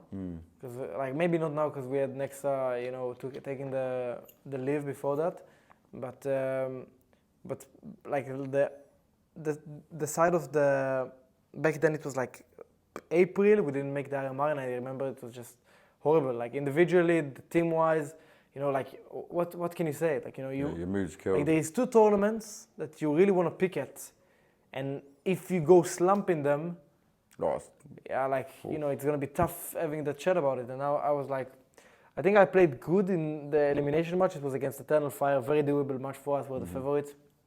We choke out like a 14-7 lead, and then like, man, like, did I do my best? And I said to myself, I didn't do my best this tournament, but I did my best in the last game. And then I reflected on it, so I didn't care so much about not qualifying to the major. Okay. I was working with what I can, and I knew that I had very tough, consistent issues. And then I was like, I remember back then it was like I had to go on YouTube, and I was checking everything. Like there was Jordan Peterson. Yes, yeah. Yes. So I bought like some books of him, and then I started watching his YouTube videos. Like he talks about consistency, and then it was like you have to have consistency outside the game to have consistency inside the game. But did you have mental coach and stuff for OG or not? Later on with the back then we had it, but she wasn't like it was. She wasn't so involved because she was also the Dota team coach. Oh, so you kind of split with it, right? Yeah. And when our RMR happened, their major happened. Oh, so and obviously for Dota, it's the priority, right? Yeah, the major. So it was like obviously she's with them. Damn. But I don't think she was certainly what we needed. We just needed to we didn't play good because we choked all of us. Yeah. And then you choke the wrong tournament, and then you win in Blast against Astralis and Navi, and like. Who gives a fuck about it? Doesn't matter once the major's not there, right? Yeah, back then that's how it was. Like I watched these two majors that we could have qualified to. I was like, man, this is tough, And back when you lose, like when I lose, I try to focus. I very fast focus on what I can do to fix, like improve on it. But the real hit comes when I see the major, like the games. You're seeing it, and you're like, I could be there. I could be there. Like this was so close. Like it just feels like a little fucked up in your brain. And I know every player wants to win a major, that's the goal for everyone. But for you, is it like just to get deep in a major, right? Is it the moment? Right now, Right now, I want to, like right now. Like champion stage. There is a thing with like me that I need to experience this, like the games to be consistent in them, and I want to experience stage games because I'm not in playoffs many times. Like I was in Blast a few times, in the Rio Major I was on stage a bit. But I want to be like on a consistent, like let's say G2 phase, like these teams. When you say Rio Major on the stage a bit, you mean for the Legend stage, right? No, I mean like the Challenger stage. Challenger stage, but it's not the main stage, right? That's not the main stage, yeah. It was like just So it's a good experience of learning the stage, but it's not that full. It wasn't the full, but it was enough for me. And then I slowly got it like better and better with the games, but I was like, man, I need to have some more. And then I remember that. Oh shit! Yeah, I remember. I feel bad now. I remember at Rio because we all expected you. You were like, it was because you were coming off the back of performing better, but we expected you to go Legends. I think I had you going through the Legends. Yeah, I think we also had we had like a semi-final run in Blast or something. Yep, you went. It was Lisbon, right? Lisbon with Dexter. The first one with Dexter. Yeah, but not that. It was that we played with Dexter already this year, but we played the RMR and we beat outsiders, like 2-1 them in a nice fashion, and they're the major winners. And we played good and I think we played like a Blast tournament, like a group stage, and we beat FaZe Clan when they're top 1. And then we're like, man, we have a good shot at this. We have a good shot. And we just, but this tournament was like weird because Furia and Fnatic were the 2 stage games and I didn't play so good. And then the elimination/qualification match was Vitality. So Zai was sitting on us, man. What's it like for you going on the stage? Do you like it? Is it still scary? What do you think? I think that in every player break, I was really trying to fix that because I felt like on studio matches, on like the LANs, I found like a ground that I can be consistent in and I play good and I understand my game and I'm not like too chaotic with myself. But I had a thing since I was young that was like some sort of eating disorders. So I wouldn't eat if I was stressed out. There was a trigger. And then on stage games, I remember in Blast Lisbon, it was rough because I was like, the pressure was like stuck up here. And usually what helped me is to talk with random people, to go out and go to a bar alone, let's say, in like, not a bar, but like, Be you know, careful, to the, bar alone. No, to the bar in the hotel, you know, Okay, not like yeah, to yeah. outside.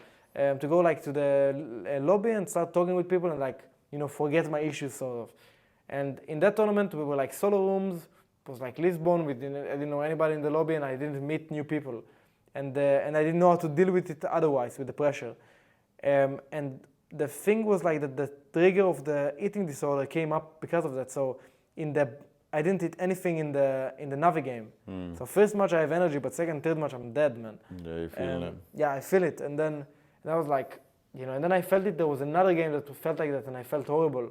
And I was like, man, I have to check it. And I started like trying to buy books to That's good you're looking at it. to give me tools for that. Yeah, because it was just impossible. And I feel like the coaches, the mental coaches, were not giving me like a solution. They were not explaining to me something that you know could have been beneficial. They were telling me my issue in different words. That's how I felt it.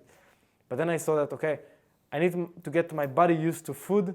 As food is not like you know, something bad. It's just you need to be fueled up. You need to be ready. Yeah, and I thought about it like back then. I was thinking other people just see food as like a day-to-day thing, man. But I was looking at it as something like weird. Wow. Do you feel better with that now? Yeah, because I got myself used to eating breakfast every day and like getting, you know, what I need. So before at home you had like a bad issue with food, like you weren't doing it regularly? With home it was good. In home it was good, but outside of home it wasn't good.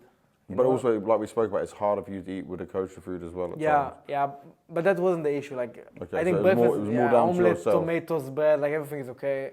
But I just didn't have. So it's an issue you personally had, and now you've identified it yourself, which is, by the way, well played for actually looking at it and being able to figure it out. Because many people, they might find an issue, but they can't go through the solution of it. You know, they can't find a fix. I thought I didn't find a fix. That's the thing. I tried everything, and then.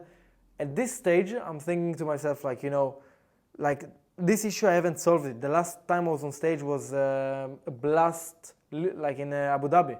Yes, it was not like a huge stage, you know. It was like not many people, and I didn't play so good. And then I thought to myself, you know, like in the last 6 months, what I've worked on is having like a routine, breakfast. You know, I like gym. I don't go to, but it's something like I really wanted to go to. So I started. We'll get you there. Yeah, hopefully, but.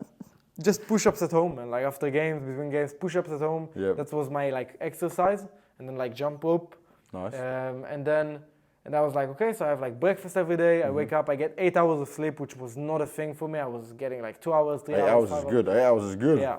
So I was like trying to get myself in this routine to sleep 8 hours every day, and then now I'm in the last like 4-3 months, I was like, or even like in the last 6 months since the play break.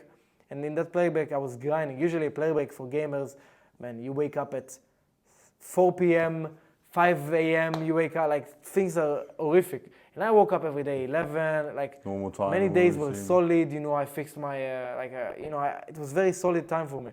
And I was thinking to myself, I was like, yeah, this is the time where I'm going to be, this is the half a year that I'm going to go on stage and I'm going to, like, have this one game that I'm going to absolutely own, which is going to give me that career that I'm gonna own people on stage. And I felt like every game we had so far, or like every tournament we had, we just didn't have enough fuel.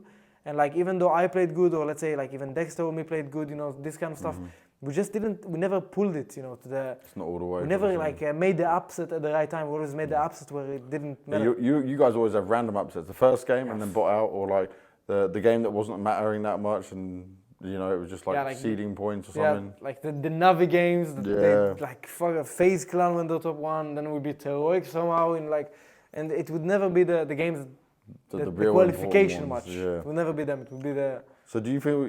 Have you fixed your issue with this food, or you don't know yet? I think the food is fixed. I think the food, because I think that also like you know, it used to occur to me in many things in my life. You know, like going out with girls. I used to have the eating disorder. As well. Yeah, like just many things that stressed me out. It was like the one I can say that I know, it was that like meeting up with females, like you know, dating and stuff, and that I don't have it anymore. But I think it was because I fixed a routine for myself, and I think that like you know, I was reading about it, like how much sleep can affect your cognitive abilities, how much nutrition. Big time. And then like I think at some point if you don't fuck up this technical stuff, you're gonna be okay.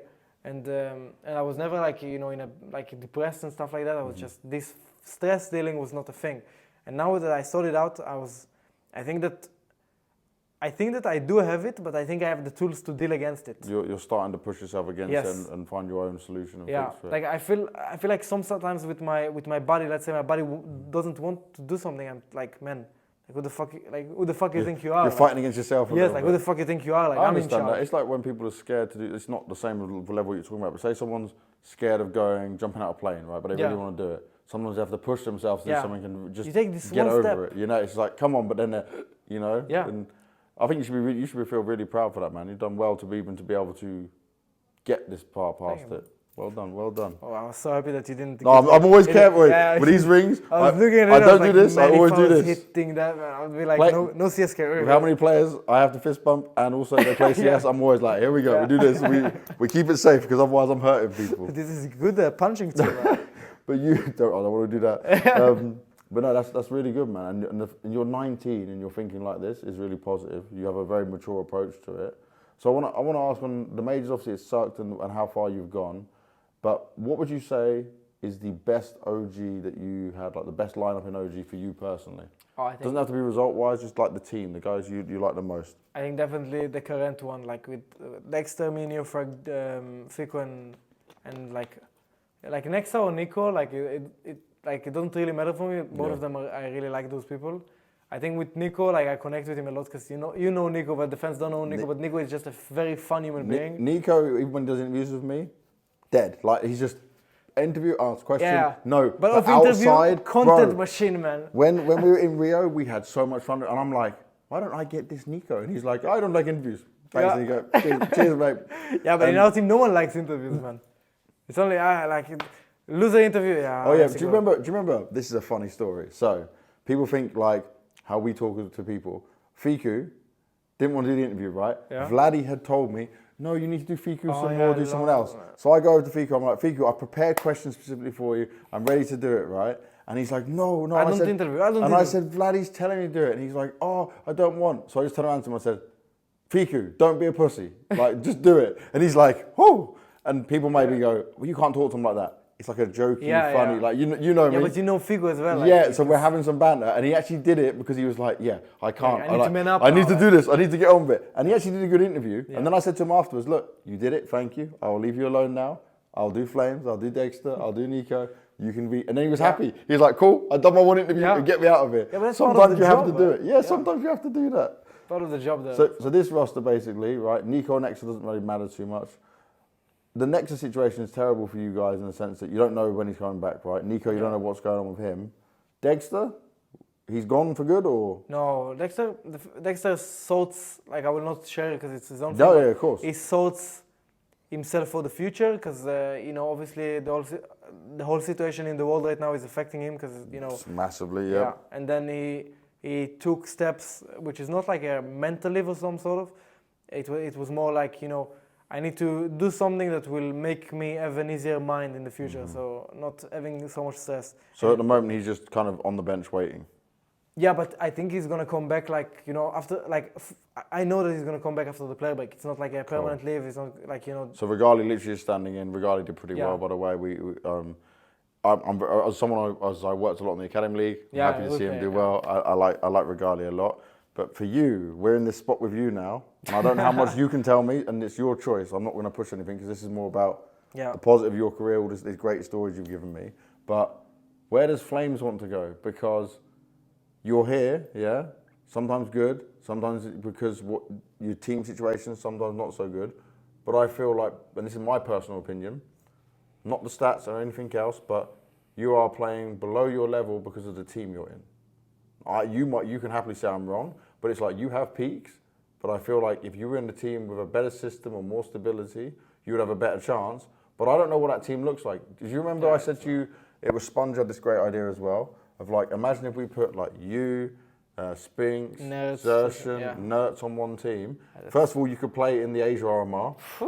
They're qualifying every time. Major. Mongols or Greyhounds, sorry, you're losing your spots. These guys just go in one time every... And they have two spots now. And then you just need, I don't know, you bring your brother. Just let your brother come for the ride. Why not? Yeah, we said device. We should bring device in this roster. They're suddenly getting so much money to buy a device. And he just performed really well here, so good luck with that, mate. But or we get GXX. We also thought about it. Back then we were talking about it. Yeah, but it's your boy, so... Yeah, be careful.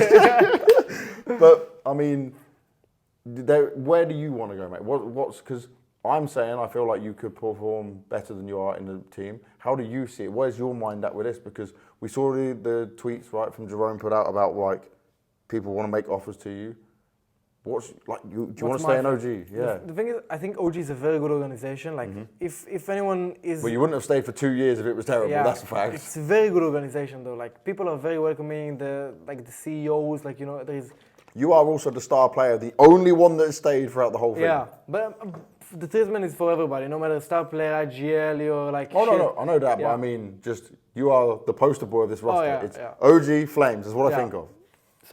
So I really like OG, and obviously, like, the thing is with the roster, it's that, like, you know, I know the players, but what you said is, like, pretty correct, that I felt like I progressed a lot, and I think the coaching stuff in OG was always very, like, good and solid, but we just didn't figure the right combos in players, because I think we have, like, a tier 2 dream coach, you know, let's say there was a tier 2 coach that needs to build a roster and he has like $1 million that, you know, like getting Fico, Star of Fago, like by far the best tier 2 player on the market, Dexter, which is like top, like 5 players. Well, when he was coming off the back of Spirit, he was sick, so yeah. Like, you know, and next coming of G, like the roster looks very good, but we just couldn't like figure it out for some reasons. And then I thought to myself, you know, and the coaching stuff is great, the org is great, you know, there is no limits that should limit us. But I was thinking, you know, I want to be like in a group of people where first of all, I feel like they're like way ahead of me in like brain-wise, and they know CS, like, you know, with Nexa, I kind of had that feeling a lot of times that he knows CS in a very high level. Definitely. But it was always like IGLs that I played with. Like, let's say right now, right, the situation with Nico. Like, the roster felt like a little shaken because, you know, obviously the Nexa taking that live and the major RMR, you know, we were like it was a lot of struggles and many tournaments were just not good enough. And then, like, at this point, I really want to play like in a and if I don't certainly say like it's outside OG or a different organization, but just having like an IGL that is like an IGL that wants to IGL, like that is would be nice, yeah. That wants to IGL or like that is very passionate about something, some sort of that, and then players that are willing to like sort of talk about stuff, you know, to sort out the issues that they have that limit you from jumping up, you know. And if it's in OG, like in OG, I believe we have those players, and I think that there was many situations that we just didn't have the right tools against it, which we sort of acquired at some point, and I felt like it, like, you know, in the start of the year, we had IM Katowice, which I was sick in, and I felt like we had a playoff run back then. By the way, remember, I did that thing where, like, you wanted, so he was ill, had to dip out, was playing ill for a few games, and then you tried to come back in that game where, like... Yes, Lord. Who was it, Spirit you played?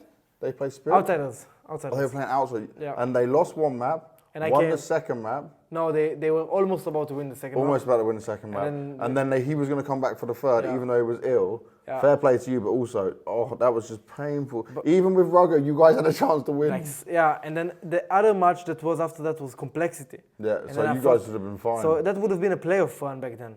And then I was telling myself, you know, like, and, you know, I was ill, but I feel like right now I would say that I felt like I sort of like, I wasn't strong enough mentally. Because I feel like I was ill, like I had, I think, 39 degrees or something like that. And I felt really dead, like I felt like I'm going to pass out, and that's why I said like, it was like on and off. But back then I felt like I just needed to get this like 20 more minutes that I'm staying awake, and then I will play, like, and then I can do that. But it was like, I remember walking. It was hard, right? Walking to the doctor of the ESL room, I was like getting dizzy. I was like, fucking hell, man.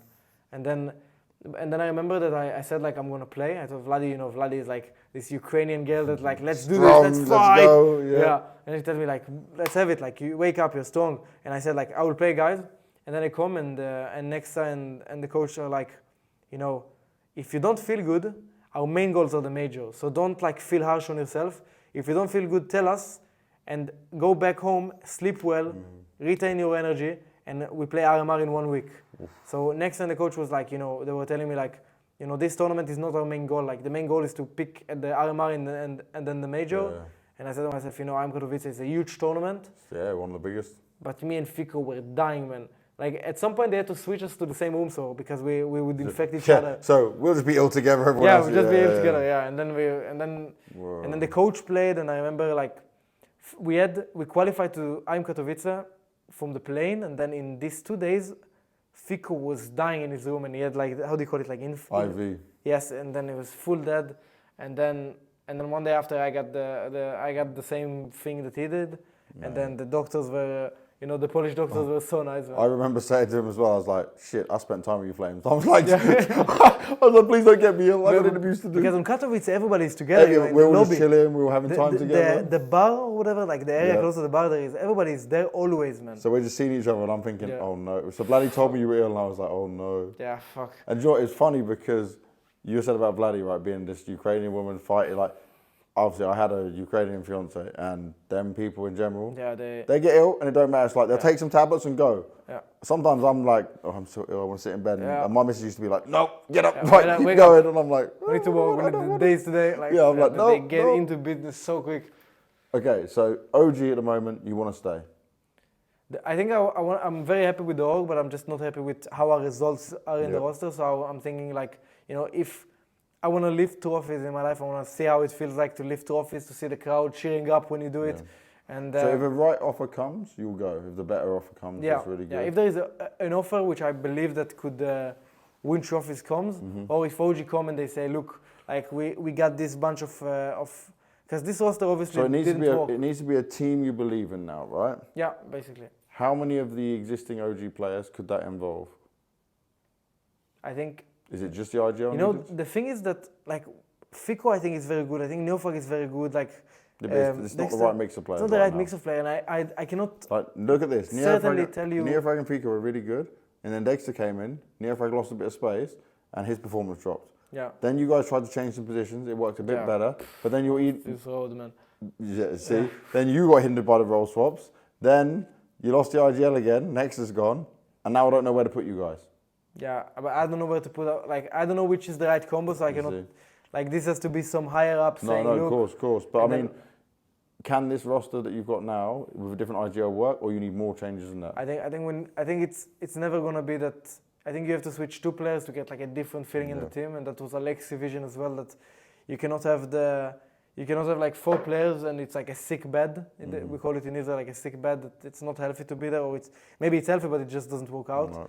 And then you need to get rid of 2 players, not 1, because this one, it's gonna be very hard for this one to make all the team go up in the trajectory of like let's grind together and stuff. But I think in this team the pieces are, I don't know if they're correct to each other, but the pieces are very good, but they're just not the correct mix, and I don't know which is the correct mix. I like everybody in the team. I'm like, with Neofag I want to play, with Figo I want to play, with X I want to play, with Nico, with Nex I want to play. Yeah, I never, because for me you were always really nice and sociable with everyone, even players outside your team. You're never really a guy that has beef with anyone, you're happy. But I feel like we're talking about the game, we're talking about what's best for your career. So right now, if OG can give you a good amount of players that you're happy with and a team you believe in, you stay. Yeah. But if there's a really good offer with another team that has good players, this makes more sense for you to go. Yeah. Yeah? Yeah. Fair play. And you have given them 2 years. You've been 2 years on OG, so, and you're 19, you're still young, you're still a star. You are you are very young, Flames, very young. I could almost be your dad. How old would I have to be? How old would I have to be? 20 years off my age, I'd be 12. I could have had a kid at 12. Like, never, really?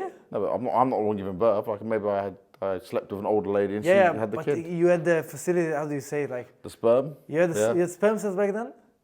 I guess so. I could. 12? Really? This is going to be a very odd part of the interview. But I'm saying, you could probably, 12, 13, you could have a kid. Yeah, possibly. See? You're 20 this year? You don't remember which age you gained that ability, right? No, I'm not. No. Yeah. Okay, yeah. Possibly. On that note, Flames, thank you for being my first player under the scope, the first interview. We've got one more thing to do. Is there anything you want to say to all the fans out there, to anyone else that's watching?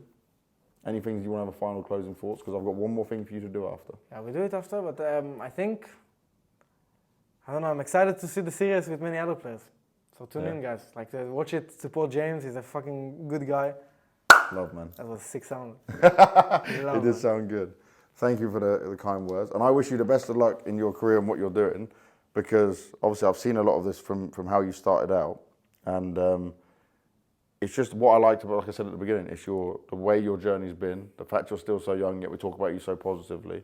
And I don't want you to be one of these players that doesn't get the opportunity to shine where we've seen many players, past and present, that like they don't get to where they're supposed to go because they get hindered by things. And you seem to be in a good place. So hopefully it'll work out for you, mate. And obviously you are the master of that right now, because you are contractless, but you can go anywhere with it. So I've got 2 clips to play here, and we will play these at the same time on things. So the first one, if you remember this. Through the apartments, that flash from Neofrag. Holy shit, man. Right. You know, okay, I'll stop it here. Usually when I do a sick highlight, I'm not smiling, I'm containing my composure, my coldness, you know. This one I couldn't not smile, look at it. Like I couldn't not smile. Look, I was like full smiling, I was so happy, man. Look at him. Bro, watch this. So this was nice. But then, like, what? Okay, but was if that you just see- reaction? But if you see, yeah, I mean, I knew that he's gonna be there because Zayu got blocked by someone. Ah. Yeah, but I knew someone should. But you're be just shooting a bullet like. No, but look, because usually like many people know this in my team, that I can run and shoot better than like like safe and shoot. Yeah. And look, in CS, if you do a side step while you shoot, you reset. You stop for a bit, yeah, You, so it's- you reset your trajectory, like where the Yeah. bullet should go. And look at it. So wait a second. So what you mean, for everyone out there as well, is you're going this way. If you strafe that way, you stop for a second straight. So like, it's no, you don't have to stop necessarily. You can click W or S as well to reset that bullet. And look, I will put it in slow motion for you. See, it's getting blocked by someone. Then I go here. Wait. Okay. Yeah. Then I kill this guy and I see that someone he got stops him. stuck, yeah. Someone stops him, right? I would Then have I'm never noticed that. And then I'm like, I know there should be stairs. But do you see that I click Yeah. S or W Yeah. or something? Yes. Yeah. But back then I don't realize it's probably instinct, but it was also luck. Like it's not, Okay, this bullet is 2 out of 10 times connects. Yeah. Wait. I want to watch it one more time, because I'm trying to see the bit where if you go forward or. That is despicable. Yes. Do I? I don't. It looks like you go to the S. Okay, not S. so D. first of all, I'll tell you how it came off, right? First of all, I thought it was full luck, man. I didn't know what to say because I was like, yeah. And then some guy on Twitter is like, yeah, you click W. I'm like, yeah, okay, if it's Sure, my skill, why I not? click W. So then I say it. But at first, man, it's full luck, man. Did you see that shit? That's fucking brilliant. But I was so happy with it, man. I was like, Alright. yes, I got a highlight now, man. And the other one, we've got a Best of Flames 2023. Look at some of these clips. We're not going to watch all 11 minutes of it, but it is just... Oh, that's the front. Oh, by the way, just so you know, that that's the thing I live for, man. When there is a chaotic situation, or let's say there is a calm situation, to make it chaotic. So when I see this guy having a flashbang, and I say, Adam, which is Neofrag, flash me on stairs, look how happy I am jumping. Like, look, I'm smoked off in Palace, he flashes stairs, I'm like full, I Just feel gone. it. Like, I'm going into the flow In the this zone. moment. Yeah. And then Apex just get bashed. And The fact you got all 4 as Yeah. well. Yeah. My goodness, no. Like, even the player admin was happy. Like, Damien. He's like, oh, Like, goddamn. oh, shit, man. They must get the best view of so many games, Yeah, these yeah. player managers. Like, communication, they know everything. man. Apex Mad Tilt. Yeah, like, oh, yeah. You won this map as well, right? Yeah, we won this one, but fair due to Vitality, we had Nico doing a 5-man kill in the second half, and they still went 16-14. Yeah, Vitality are pretty solid. Round of the year. Is it? Let's see. Not willing to give OG a route in. He's still thirsting for more. Holding on to this flank up through the connector. Magisk is doing it all right Do you remember this? No, this one I don't know. through the smoke. Trades places in it. What? Eagle? This I have no idea. Oh, lol, yeah, I remember this. Now you do. Yeah. Bro, you're so sharp. Yeah, but look at this clutch, man. It's my experience against a guy that's won only 3 majors. Or 4 majors now. Flames on the bomb, sticking And I'm defusing. holding on to the What you gonna do, man? What you gonna do? calling his bluff. Do you think the fact you crouched didn't crouch at the beginning helped? Because the plant was so much right side that I Oh, was, so you stayed far on us? yeah. But I was standing up to be ready to shoot the guy if he comes. Okay. And then they put Smooya. Smooya, brilliant. we played with Owen this game, man. Fuck. That was a full eco, man. lol. By the way. Yeah, I was checking if they're triple boosting. Oh, okay. I was like, what's going on here? I was looking at the triple boost. I'm never going to let that go. I just think that's one of the But I had no idea what it should be, so I looked at all the lifts. players for a long time. But I think it's going to be And then Owen is like, help me. In his he's English dead. accent. Assistance. Nice ace. Yeah. Oh, does it make you happy when you see these clips and stuff? I mean, the vitality ones. Yeah. The vitality one in Mirage makes me really like. What do you think is your best clip? The vitality, obviously. The I think Vitality one's the best? vitality, but I also had like a frag against Gambit with Digger. No, not Gambit. It was a secret. Secret, let's have a look. Yeah, flashpoint too. Yeah. There you Because go. like in a advanced position. and Oh, it's my boys on the old secret days, yeah. Ooh. Then I go like, and then I kill the other guy, and Narcas.